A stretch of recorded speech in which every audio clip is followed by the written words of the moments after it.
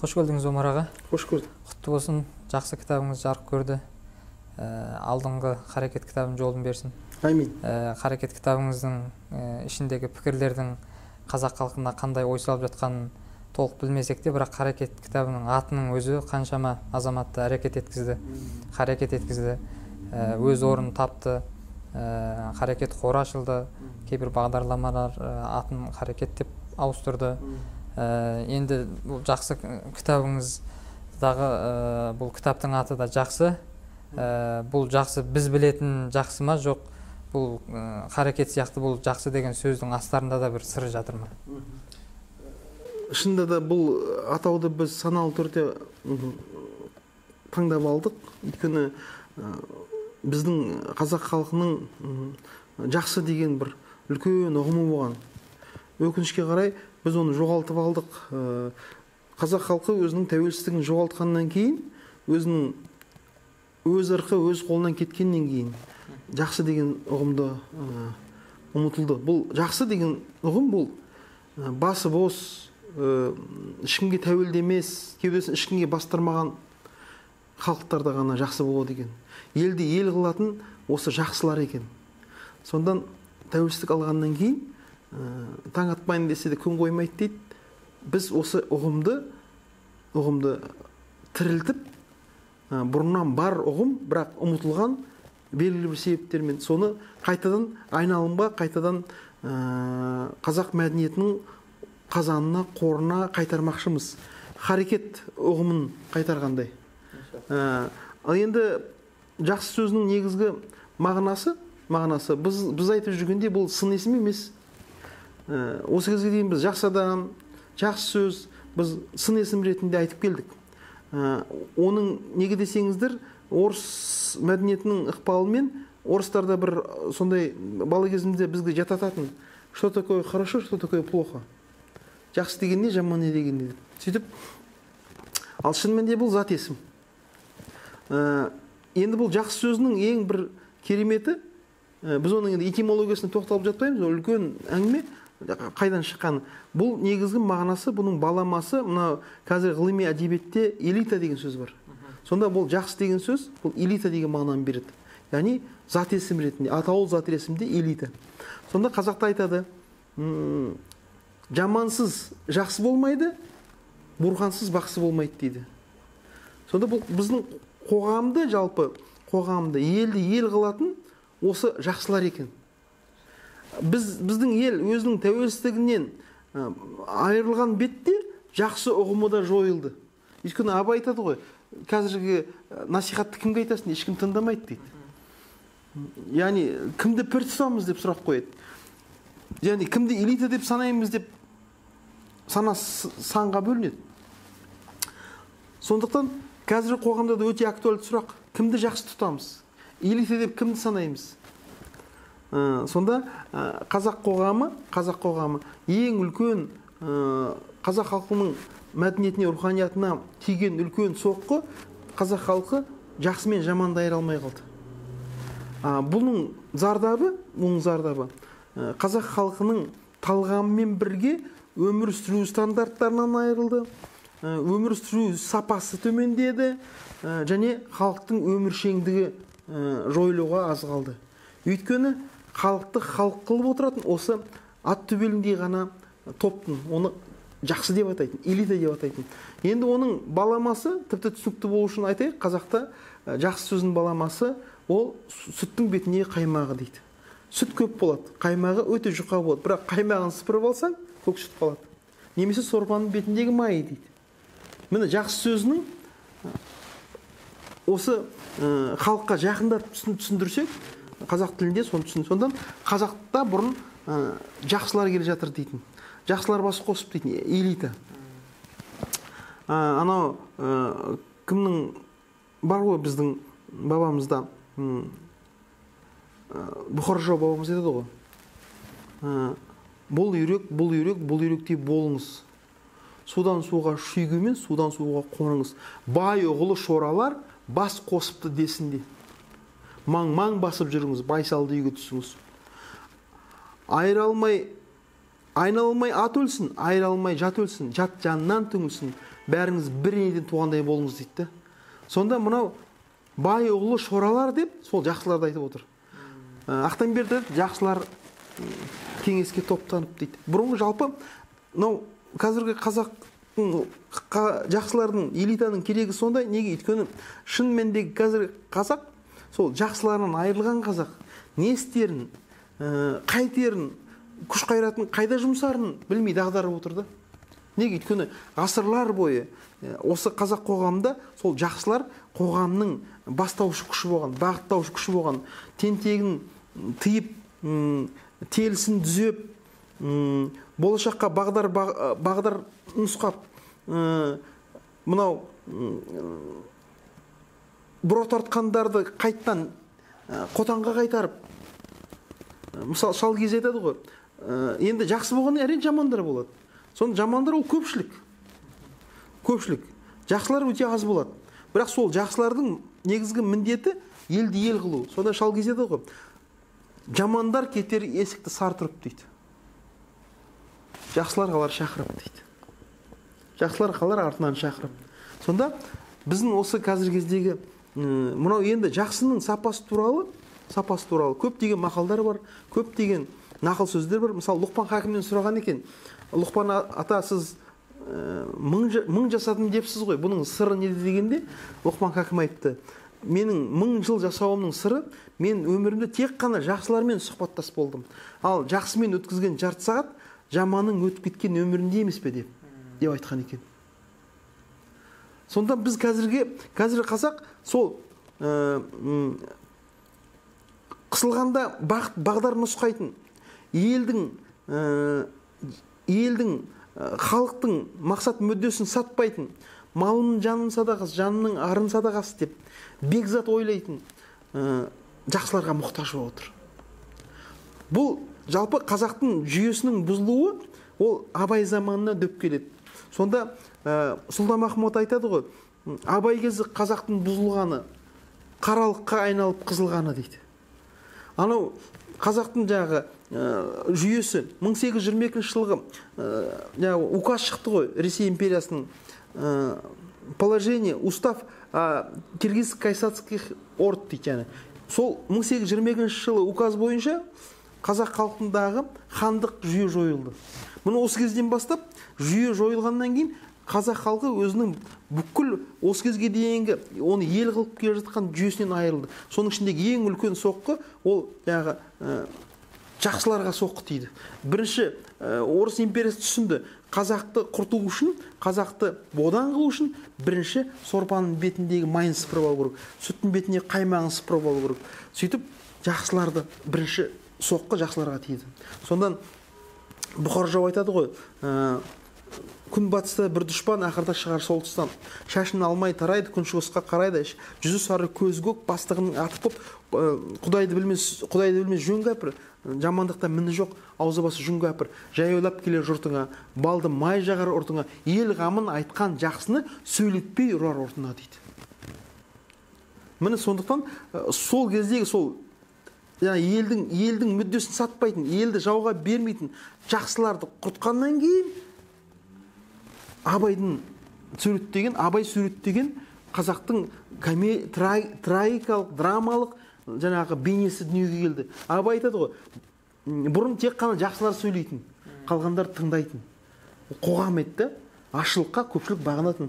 Ал енді отаршылдық жүйе осыны бұзғаннан кейін, сонда Абай айтады, бас-басына би болған өңкей қиқым дейді. Мінекей бұзған жоқ па елдің сиқын? Елдің бұзылуын алып келді жақсылардың жойылуы.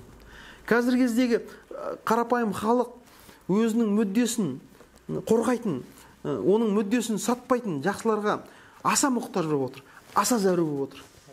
Міне сондықтан біз осы кітаптың атын жақсы деп қойдық. Рахмет. Дағы жақсы кітабыңыздың жалпы қарап шыққан кезде алғашқы тақырыбы қазақ әйелі, негізгі әйел затына көбірек тоқталған, арналған. Бұдағы сыр себеп не? Бұл қазақ би деп айтады. Жалпы мынау жақсы деген сөзді элитный деп оқи бастауымыз керек енді біз. Мысалы қазақ оны интуитивті түсінеді. Мысалы жақсы машина алып дейді, элитный машина алып өтеді. Жақсы аяқ киім алып өтеді. элитный аяқкиім алып дейді. Бірақ жақсы қатын алып десе өтпейді.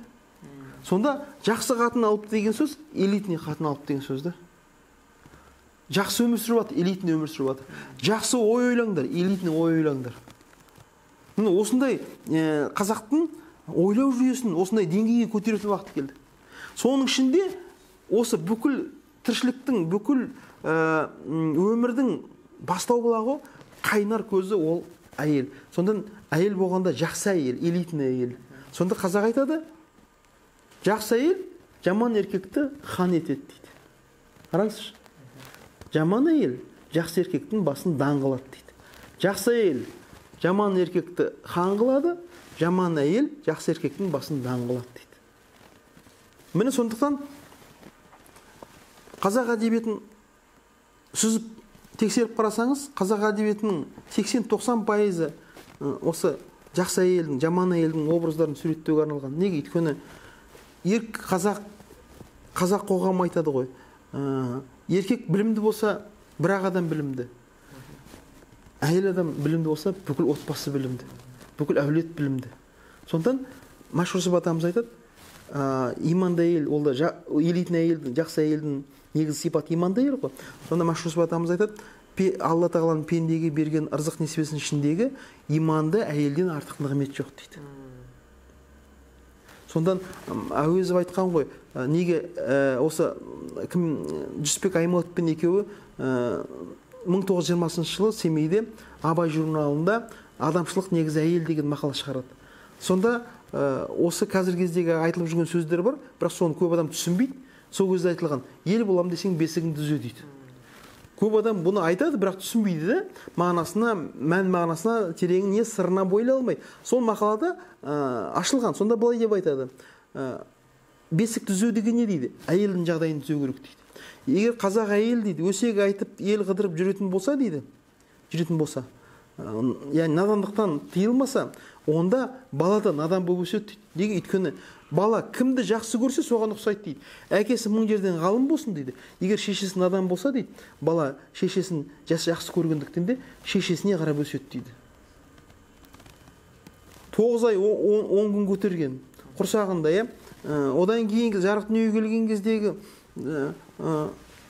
өзінің бойындағы бүкіл нәрін берген шешесін жақсы көреді. Сонда Машһүр атамыз айтады, баланың шешеге деген махаббатының зор болатындығы әйелдің дейді, балаға деген махаббат кеудесінен дейді. Еркектің дейді, балаға деген махаббаты кіндіктен төмен ғана дейді. Міне сондықтан жақсы әйел, жақсы әйел, ол Құдай тағаланың адамға берген нығметтердің ішіндегі ең артығы дейді. Одан артық нығмет болмайды дейді. Сондықтан біздің бабаларымыз отан отбасынан басталады.